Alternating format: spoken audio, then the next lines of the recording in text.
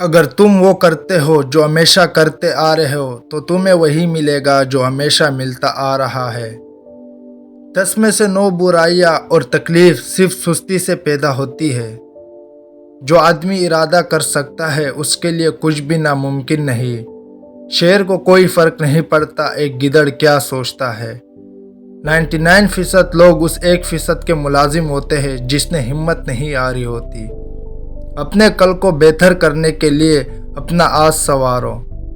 مشکلات میں گھبرانا نہیں چاہیے، ستارے ہمیشہ اندھیرے میں ہی چمکتے ہیں۔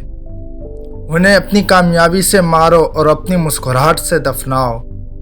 ہم سب کی مدد نہیں کر سکتے لیکن سب کسی کی مدد ضرور کر سکتے ہیں۔ جو شخص کوشش کرتا ہے اس کے لیے کوئی چیز مشکل نہیں۔